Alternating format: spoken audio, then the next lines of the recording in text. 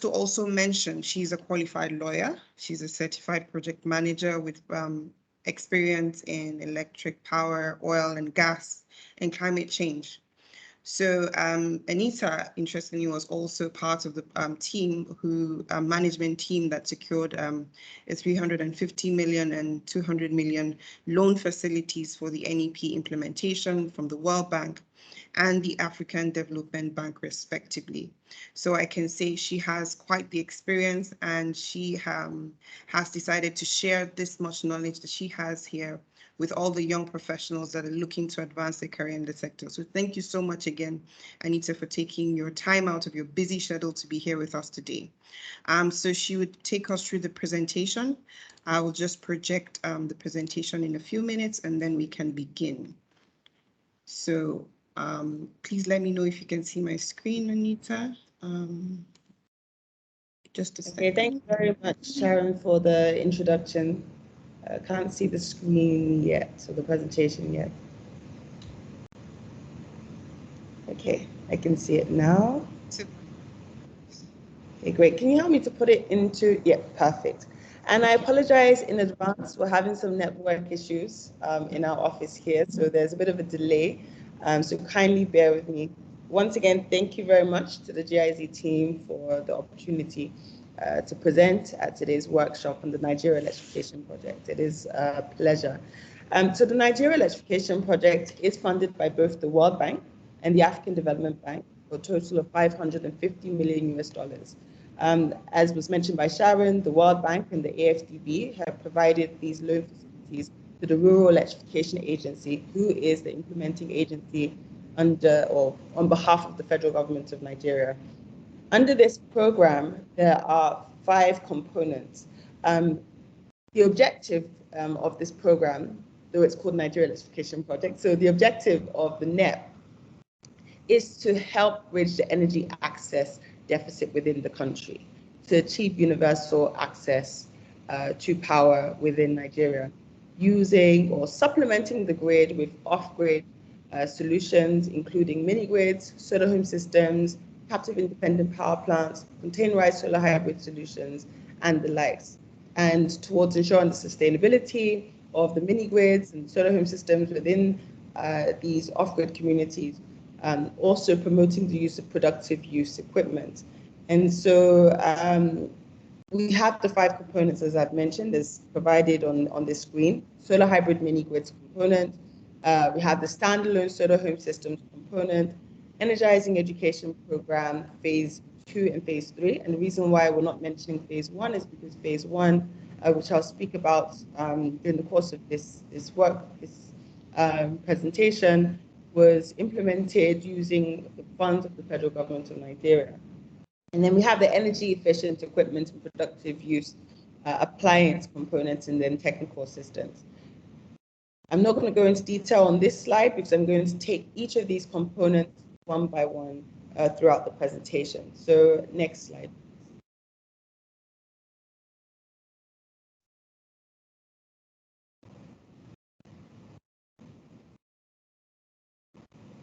Okay, next slide, please. I'm not sure if you can hear me. Perfect. Thank you. So the component 1, oops, sorry, can you go back, please?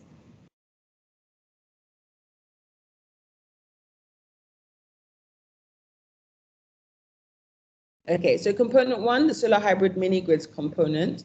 There are 3 subcomponents. We have the performance-based grant subcomponent, minimum subsidy tender, COVID-19 and beyond. And the total amount of funding that we have for this component, as funded by both the World Bank and the African Development Bank, is $189 billion US. And you can see the breakup of this allocation, with $48 million US put down or put aside for the performance-based grant, $71 million US put aside for the minimum subsidy tender, and $70 million US put aside for COVID-19 and beyond. Now, the performance-based grant, this is where we encourage developers to identify communities themselves that are off-grid and not only are they off-grid, the communities themselves want the power. They want the power, they're willing to pay, and there is ability for them to pay. We have a criteria that the companies would have to meet. Once this criteria is met, and we're happy with the location of the community that they seek to build a mini grid in, we enter into a grant agreement. Now, it's a results-based financing facility. So that means we only make payment after we see results. So for example, there are 3 milestones that we pay against. 40% at the point of major equipment, including meters, arriving at the site, 40% after technical commissioning, and 20% after 90 days of supply of power from the mini grids to the households, MSMEs, public institutions, and so on. So it's a results-based financing facility. We pay a grant subsidy of $600 or the Naira equivalent of $600 per connection. So for every household, MSME, etc., that is connected to the mini grid, the developer receives the Naira equivalent of $600. So as I'd mentioned before, in summary, the locations, the communities are identified by the developers themselves, so long as certain criteria is met under the Nigerian Electrification project. We enter into a grant agreement in which we say, upon meeting certain milestones, we will pay out the funds or the agreed grant subsidy that should amount to about 60% of the total capital cost of building a mini grid within that community. You might ask, why are we not paying for the total project cost? It's for sustainability reasons. We want to ensure that these companies are not just there to build these power plants and to hand over and not operate, and then you have this infrastructure in these communities and they're never being operationalized, and the people never get the power, right? They've never been energized, rather, and the people never get the power. So the idea is that if the companies are to secure counterpart funding, there is reason for them to stay in this community long enough in order to make a return on their investments and to make some profit. Now, the idea behind the grant funding is to make it more attractive for the private sector developers as well as the financiers, bearing in mind the targeted beneficiaries in these rural communities that are essentially at the bottom of the pyramid as it concerns access to finance. Now, we have the minimum subsidy tender subcomponent. Similar to the performance-based grant, it is similar to the performance-based grant, we are only providing a subsidy, again, not the entire project cost. However, the difference here is that the Rural Electrification Agency identifies the communities itself. And with these communities that are being identified or have been identified, stakeholder engagement activities are carried out, energy audits are carried out in order to ascertain the capacity of the plants or the mini grid that's required in these particular communities. The communities are thereafter packaged into portfolios, right, of communities that we now ask companies to tender for. We ask companies to come and tender to say, look, this is the minimum subsidy I would need in order to build mini grids across these communities. And then we have the COVID-19 and Beyond program. This wasn't part of the initial design of the program, but rather came as a result of the pandemic and the need for government to intervene in whatever capacity. So with the COVID-19 and Beyond program, sorry, can you all hear me? Yes, I can hear you clearly. Okay, apologies. So with the COVID-19, okay, perfect. They literally just took electricity and it's come back on. Apologies. So with the COVID-19 and Beyond program, what we do here is we ask companies to come and tender to construct containerized solar hybrid solutions for 100 isolation and treatment centers, as well as 400 primary healthcare centers. So the idea is to get sufficient power supply into these healthcare facilities in order to not just address COVID-19 and beyond, which we know is, we've almost sort of gotten past this era, but just in general, all of the healthcare issues that we have in the country. In terms of the opportunities across these three components, component one is on, subcomponents. Subcomponent one, which is the performance-based grant, is on a rolling basis. So that means it's open for everyone. There's no competition per se, so long as the necessary criteria is met. It's when the money runs out, that's when we stop entering into these agreements, right? So it's still available. The opportunities are there for interested developers who have at least built one mini, right? Who have at least built one mini grid that's in operation to apply. And if they haven't built one, so let's say it's a startup, there's the opportunity for them to enter into a JV with a company who has the requisite experience, so as to be able to get onto the program and benefit therefrom. With the minimum subsidy tender, under the World Bank funded side of the minimum subsidy tender, so that's our phase one, we've gone to the point of, we're at the point of issuing out the request for proposals. So we've gone past the initial selection stage, and so there's no opportunity here for any other companies to get involved. But for phase two, as funded by the African Development Bank, we will be asking companies to come and tender to build these mini grids within these identified communities identified by the Rural Electrification Agency. COVID-19 and beyond, the 100 isolation and treatment centers, we've already selected the companies. Not only have we selected the companies, we've signed contracts, and they're in the process of constructing. So in a nutshell, opportunity under the performance-based grants, opportunities under the minimum subsidy tender. Also, COVID-19 and beyond, the 400 primary healthcare centers, there's opportunity there too, because we haven't started the procurement process for that phase of the COVID-19 and beyond subcomponent. Okay, so if we can move to the next slide, please.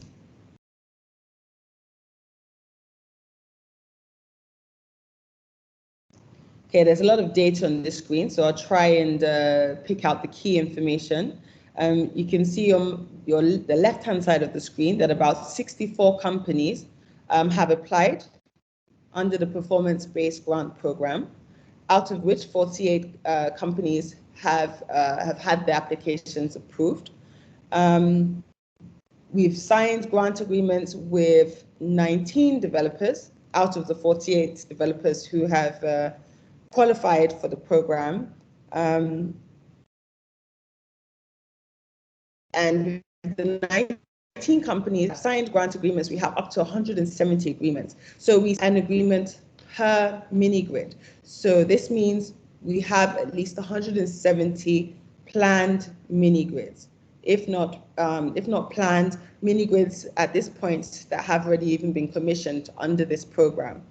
And so, yes, if you look on the bottom left-hand side of the screen, you can see that we've commissioned 45 mini grids, and we have 18 mini grids that have been at least completed but are yet to be commissioned. So a lot of progress. And just to let you know that we are dispersing this money.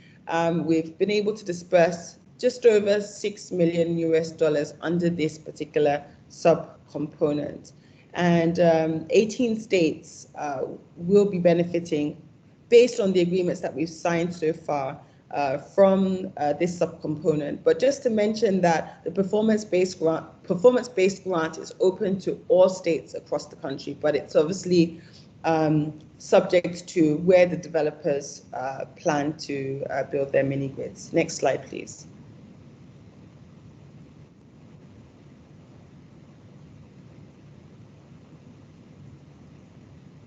Okay, so here are some examples of the mini grids that have been successfully commissioned under the Nigerian Electrification project, specifically the performance-based grant. As I'd mentioned, we've commissioned 45 mini grids and we have 18 completed, awaiting commissioning. Some of these examples are found in Niger State by Powergen, by Alsa State, by Renewable, Nasarawa State by Husk Power, Ondo State by A4&T, Plateau State by GVE, etc. Next slide, please.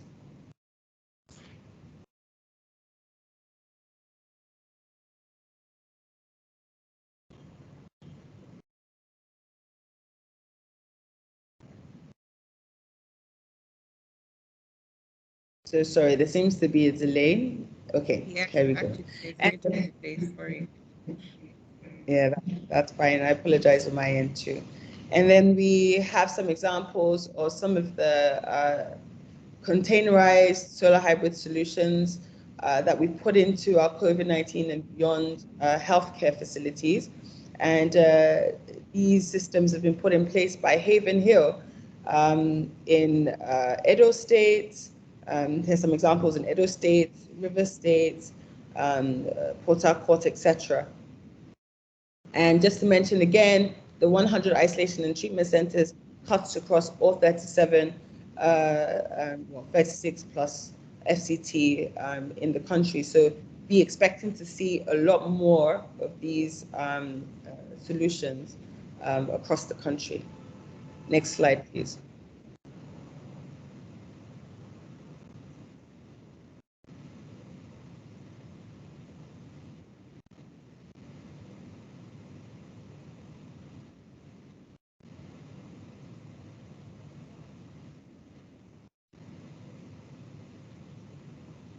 And whilst I wait for the slide to change because of the delay. If you guys have any questions, please do feel free to put it in the chat box. So at the end of the presentation, I'll be more than happy to answer those questions.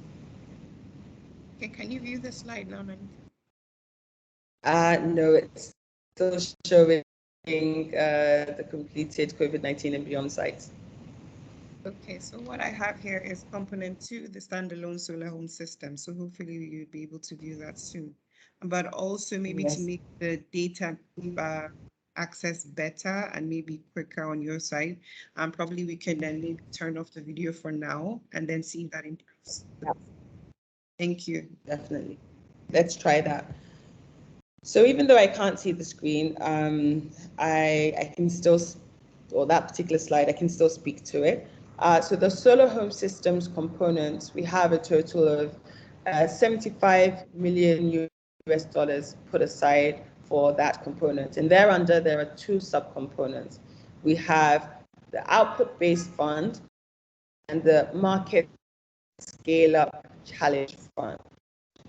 So similar to the performance-based grant, it's a results-based financing facility where we pay out after after we've been able to verify the deployment of these solar home systems, right? So we enter into grant agreements with the solar home system companies, and where we say that upon each of the systems that have been verified as having been deployed to an end user, we will pay up to 60% of the cost of the system.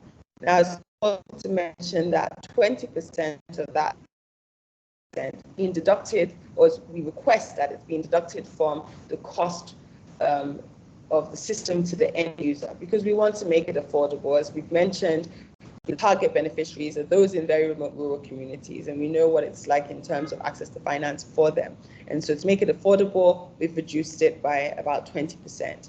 However, the additional 40% that we're giving to these companies is to help them scale up significantly, to scale up their businesses significantly, right? Okay, the screen has completely gone now. But yes, to scale up their businesses significantly, to help them with their logistics, with security, especially because we really want them to go into those very remote rural communities. So Sharon, I'm not sure if it's just from my end, but I can't see the presentation anymore.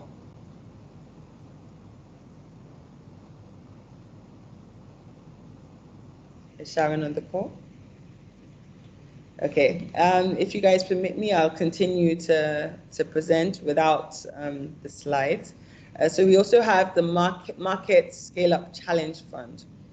Unlike with the output-based fund, it isn't a results-based financing facility per se or allocation per se. In this case, we do provide upfront capital, and this is to help the companies, again, significantly scale up. But this is after they've been able to successfully scale through the output-based fund subcomponent.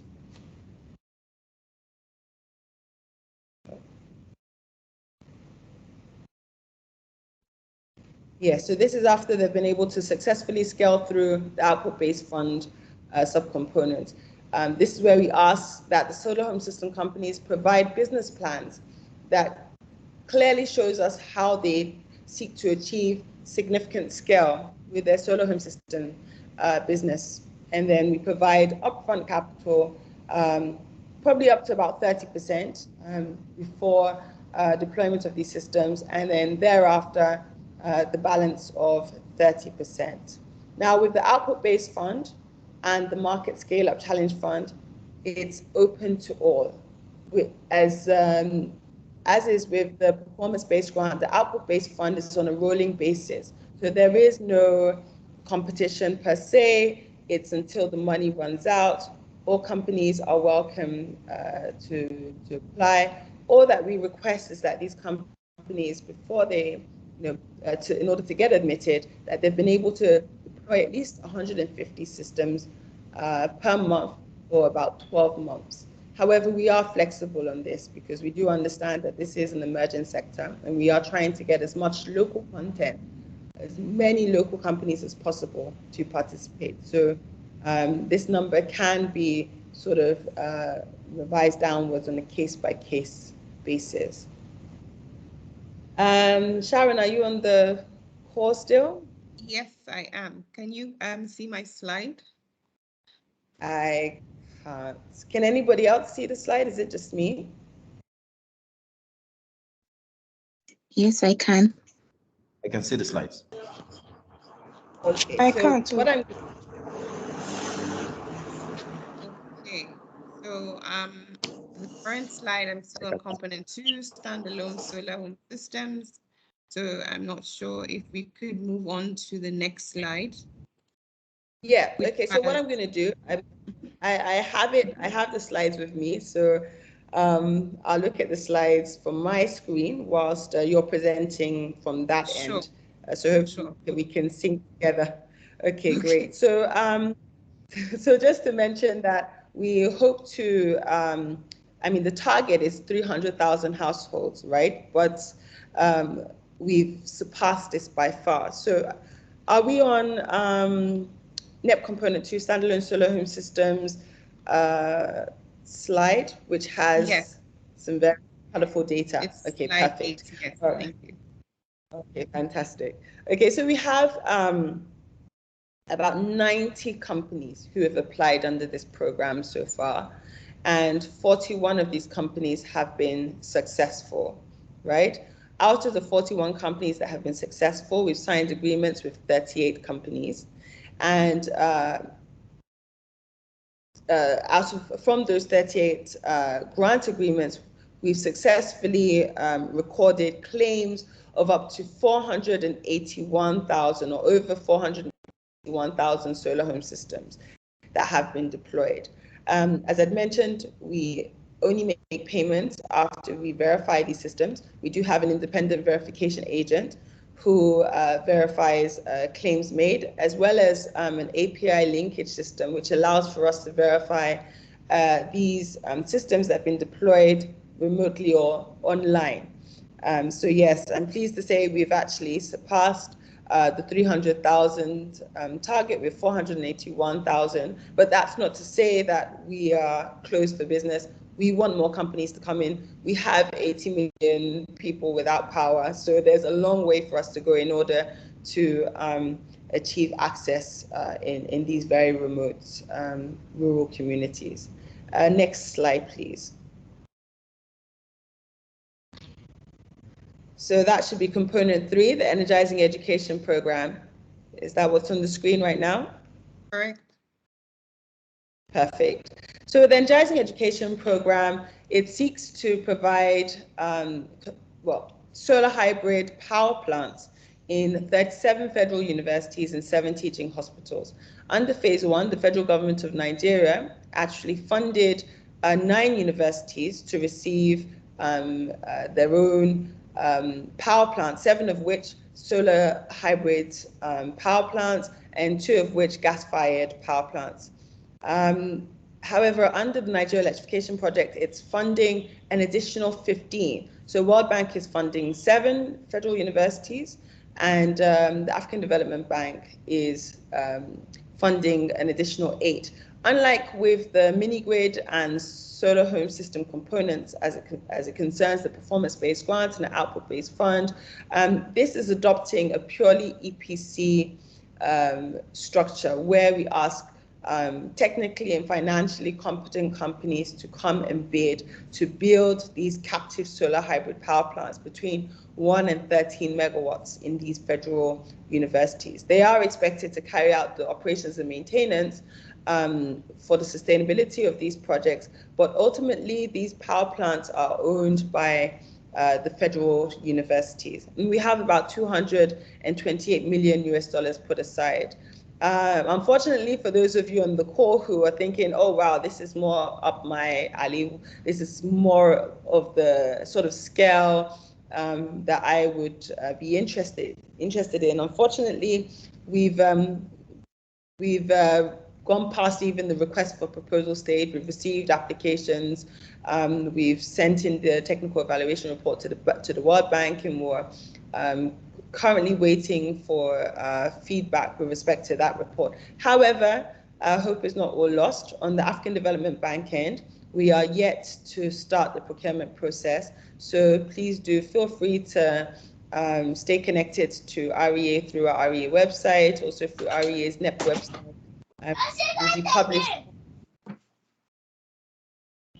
It will be published via some national newspapers. So next slide, please. So these are just the list of the phase 2 and phase 3 beneficiaries. Just to mention that we ensure that each geopolitical zone at least benefits with having a power plant installed in one of its universities. Next slide, please. That should be the progress made so far on EP1. Here are just some examples of the universities that have existing power plants that we've built under phase 1. So we have in Funai in Ebonyi State, we have in Bayero University in Kano State, we have in Fuam, that's Federal University of Agriculture, Makurdi. In Benue State, we have UDUS, that's Usmanu Danfodio University in Sokoto.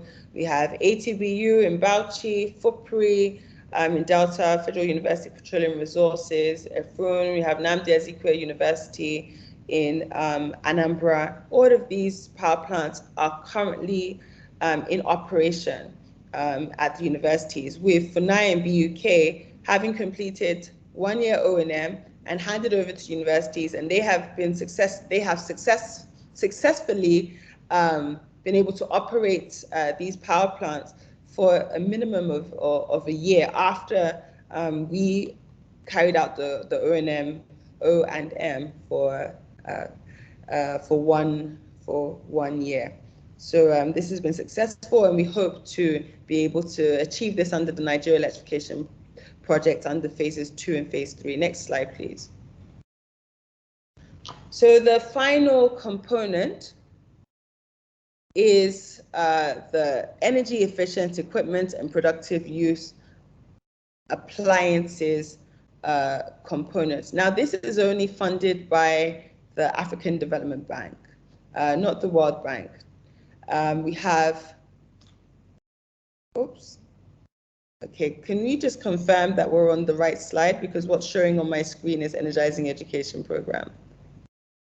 Okay, so what I have on this slide is component 4, energy efficient equipment and productive use appliances. Okay, perfect. So as you can imagine, the question we always hear from our stakeholders, from members of the public is, how do we ensure that these mini grids are even sustainable?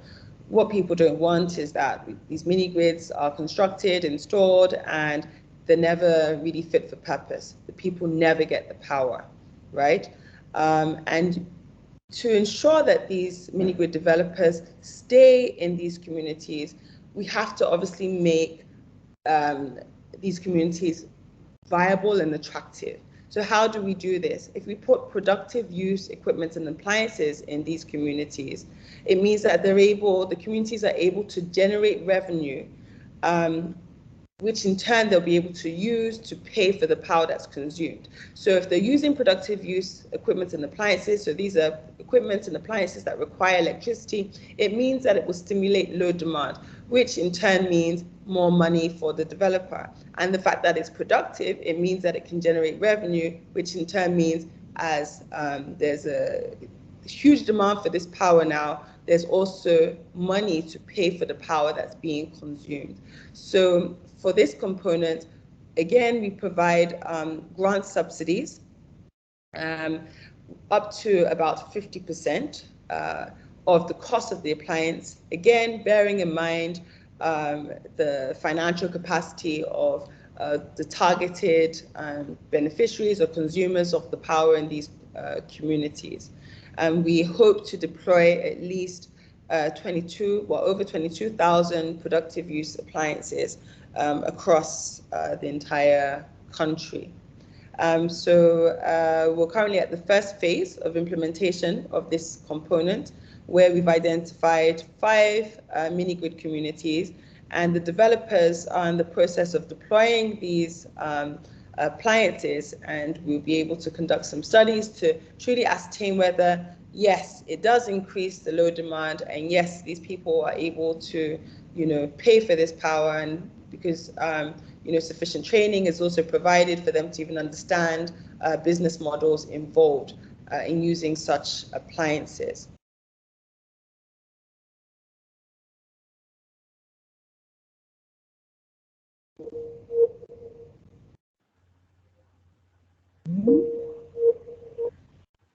Okay, so just regained connection. Yes, apologies once again. So essentially, these are all the funding opportunities available under the Nigeria Electrification Project. We have funds for mini grids, we have funds for solar home systems, we have funds for containerized solar hybrid solutions, we have funds for captive solar hybrid power plants, and we have funds for productive use equipment and appliances. If you need any more information, feel free to visit our website at nep.rea.gov.ng. All the information with respect to how to apply can be found on that website. And once again, I'm very happy to answer any questions that you might have. Thank you very much, and apologies for the network issues and the delay with the slide presentation. Thank you. Over. Okay, thank you very much, Anita. It's been a very insightful session. We've had a lot of information out there. And I mean, you have also referred us to the website of the REEA. So we would then be sharing that information with everyone who might be interested in some of the very unique opportunities here. There are quite a number of young people who would be interested in engaging in some of these areas. I mean, there's a lot that has been done. There's a lot that is planned by the REEA. So right now, I'll just open up for questions. I haven't seen any questions yet in the chats, but I'm opening up the floor now. So you could just raise your hand and then proceed with your question if you have any question directly for Anita here. You have encouraged everyone to seize the opportunity. I know she's quite busy, so it's your opportunity here to ask any questions, probably from the presentation or from some information that you might have or you need clarification on the activities of the REEA. So the floor is open for questions.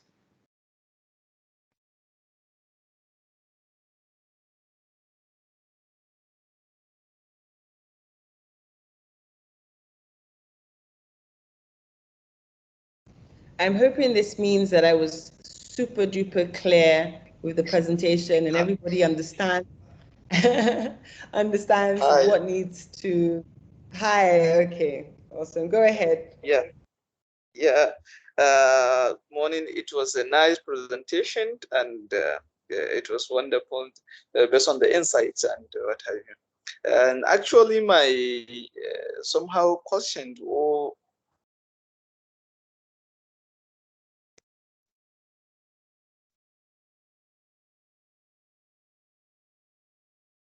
Okay, I seem to. Kasana. Okay. Sorry, Abdul. Seems like you're cutting in and out. I'm not sure if it's just from my end. Please, can you Sorry. start again? Thank you. Okay. Yeah, I was trying to ask the clarity of how to access these funds. Last time I was trying to apply for one in Katsina Central Market.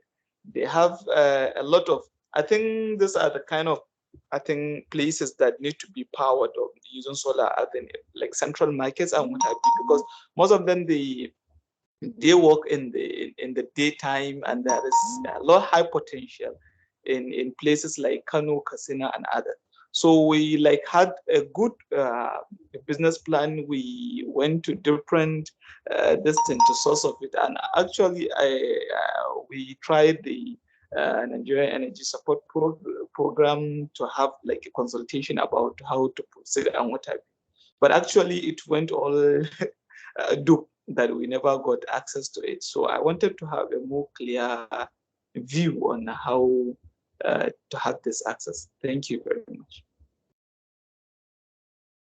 Okay, so as I mentioned, under the Nigeria Electrification project, specifically with the performance-based grant and the output-based fund, it's entirely up to the developers and the mini-grid developers and solar home system companies with respect to where they want to build these mini grids or deploy the solar home systems. So if you identify that Katsina, Kano, these areas are areas that really need this power and that solar, there's obviously a case for it. It's viable and so on.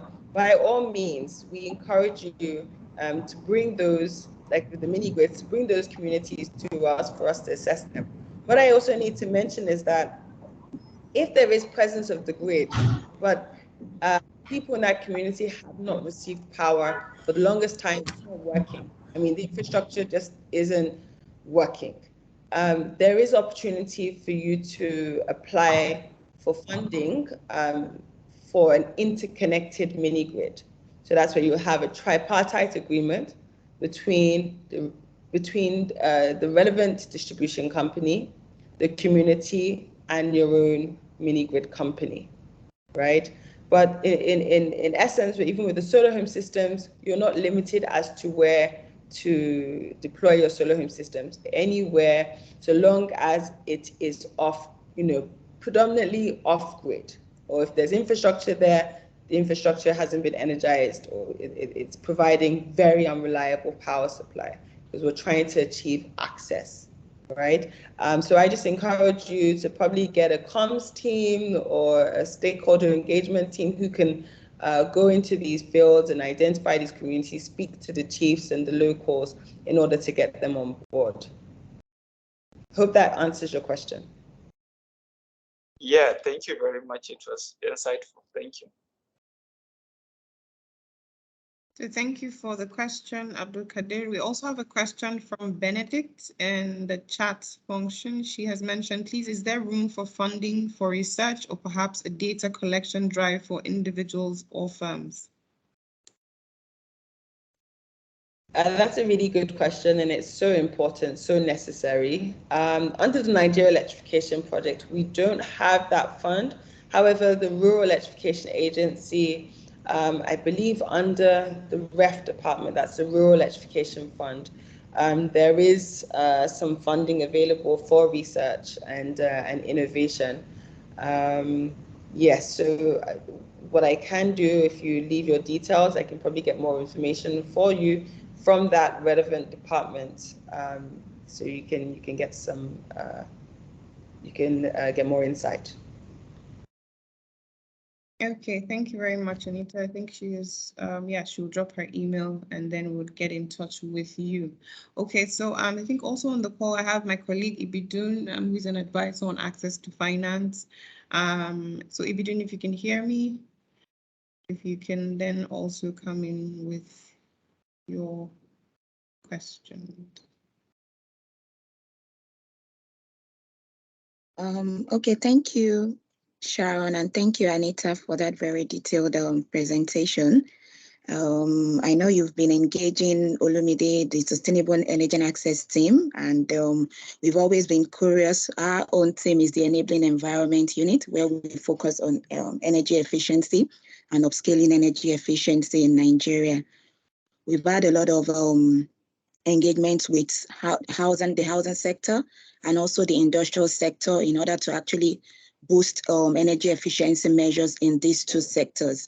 Most importantly, the industrial sector now, where we've also supported them in energy audit of their companies, and most of them have always come back to us to say, yes, they are interested in inculcating this energy measures in their company, and the issue has always been access to finance. And we've actually been talking to a lot of financiers and donors to see how we can actually come up with de-risking measures and financing measures for them. I'm glad to have more insights to the NEP. Actually, I had always thought it was more focused on the RE aspect. I'm seeing here now that there's also something that has to do with for the energy efficient aspect as well. So more or less, I was supposed to anchor the Q&A section, but I had a little bit of challenge with my network as well. So thank you, Sharon, for starting the session. I can see some people have asked their questions and has been answered as well. So I might as well just dive into my own question, which is, I think the first person who asked the question already talked about what is the eligibility criteria now to access this funding. And sorry if I'm actually more focused on the energy efficiency aspect, because I know a lot of discussions have actually gone on with on RE with Olumide, so I won't want us to go back to what has already been discussed with NESP before. So more or less, what is the eligibility criteria? Are there projects that you're more focused in financing? What are the financing options? I know in your presentation there's financing for energy efficient equipment. Do you particularly have some equipment your financing are directed to? So for me, that's really more the question I have right now. I know there will be further engagement now that I know that NEP is also directed towards EE. We can have some further calls later, but that will be my question for now. Then I would look into share some more questions that have been put in the chat box. Thank you. Okay, thank you so much for the question. Okay, so there's, I mean, we're currently in phase one of that particular component, the energy efficient productive use equipment and appliances component.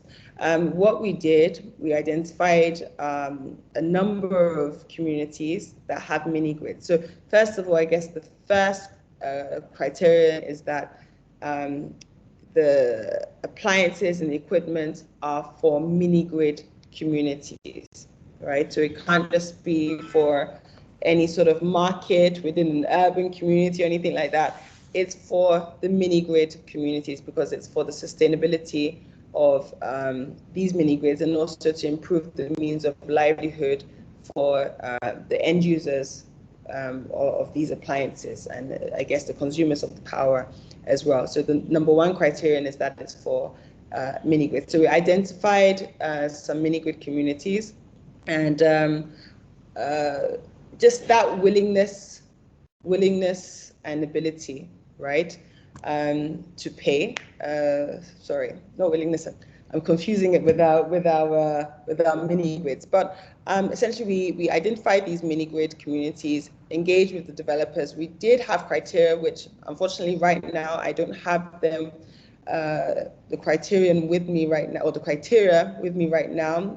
Temi Tope, who's our component head for this particular component, I wish I'd actually asked her to join to be able to go into specifics, but we are still in the development stage.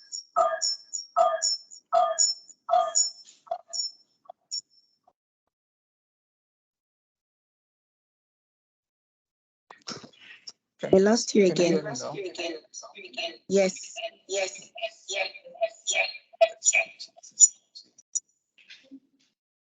Okay, yeah. Can you hear me now? Please go ahead, Osama. Good morning, everyone. Good morning. Can you hear me? Yeah. So, Anita, thank you for the presentation. I just wanted to ask question around the performance-based grant. I know performance-based grant says the developer has to go to the community first to do groundwork, spend your money first before you come back to get the $600 per connection for the mini grid. And I remember some time ago, NEP also rolled out a program where you can connect, where developers can connect with the CBN to get loan to do the mini grid first before they get the performance-based grant. I don't know if you can throw more light on that. Sure, and good question. Thanks for bringing this limelight. Yes, what you're referring to is the Solar Power Niger program. The federal government of Nigeria, through the CBN, working in collaboration with the Rural Electrification Agency, has put aside or allocated about 140 billion naira as a loan facility to be accessed by private sector companies for both upstream and downstream businesses in the solar home system and mini grid business. So upstream in terms of loans for manufacturing plants, those manufacturing, I guess, PV panels and other related renewable energy equipment, if not manufacturing, at least assembling plants, and downstream in terms of providing loans for building mini grids, deploying solar home systems, and so forth. And in order for you to, qualify or at least be eligible to qualify for the Solar Power Niger loan, you have to be NEP qualified. So you would have had to have signed a grant agreement, whether it be under our solar home system component to our mini grid component, to apply for the loan for the downstream end of the Solar Power Niger program. Upstream, it doesn't matter whether you have a contract with NEP or not, but downstream business, solar home system deployment, mini grid development, you'd have to be NEP qualified. And some of you might say, why do you have to be NEP qualified in order for you to access this loan? The idea is that the grant funding we provide at least provides some form of guarantee of a good portion of the money to go back to repay the loan that's been taken out. So that's the essence behind that program. So it's with the Solar Power Niger program, with the NEP program, it provides that required blended finance in order to fully execute your mini grid projects and solar home system projects. Is that okay? Azam, does that answer your question?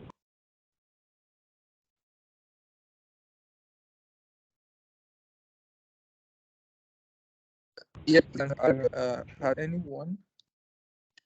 Okay. I just want to ask another question. Has any developer been able to access this loan, like get the loan from CBN and then use it to build any mini grid? Okay, not on the mini grid end, but on the solar home system end, one solar home system company, which is a company qualified under NEP, has been able to successfully qualify and access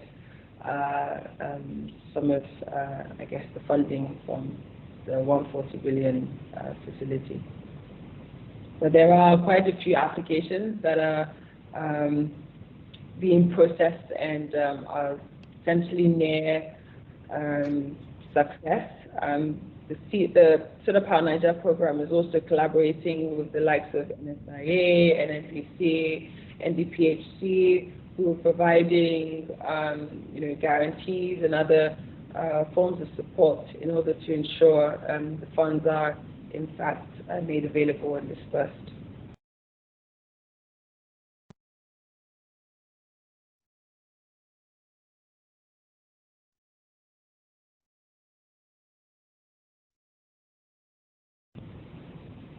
Okay, is that okay, Osam? Yes, that's fine. Okay, thank you again, Anita. It's our time is fast spent. I can't see any other question in the chat box. More or less, people asking for contact details and that for the presentation to be sent. Would share this along with the presentation to every participant here. Please remember to drop your email addresses in the chat box before we close. Once again, from my side, I'll say thank you, and Sharon, over to you. Okay, so yes, I think we can say we would be wrapping things up today. So before we go, I would really like to thank everyone for being part of the session today. Special thanks again goes to Anita for taking out your time from your busy schedules to be here with us to really share more insights. As you have said, you would share some information regarding details on where we could get that website from the RE and possibly some emails that will be helpful for further opportunities that our young professionals here are looking forward to exploiting in terms of where they can advance their careers or business ideas. And pretty much this is why this platform has been created. So thank you for being part of the masterclass session, the pilots Energize career fair for the clean energy sector. On behalf of NESP, I'd like to thank you once again, and I look forward to engaging with you all for the second masterclass. We would have another masterclass later in the day. This would be facilitated, interestingly, by Haven Hill, the CEO of Haven Hill, Mr. Olusegun Oduneye, and he'll be telling us a lot. I noticed from the presentation earlier from Anita, she made some reference to some projects that Haven Hill has been a part of, and this would be interesting for all the young entrepreneurs here who'd like to go into the business. So it would be very interesting to hear that insight. So thank you again to everyone. We will be sharing the presentation, and then we'll also this session, like I said in the beginning, is being recorded, so we'll upload it on a YouTube channel that we have exclusively from NESP, and then we'll circulate it to everyone, as well as those who are even not able to join us here today. So thank you to everyone. Anita, thank you again. And to the rest of us all, thank you, and do enjoy the rest of your day. Thank you very much, Sharon. Thank you so much, and thank you, everybody. Take care. Thank you. Thank you so much. Bye. Bye.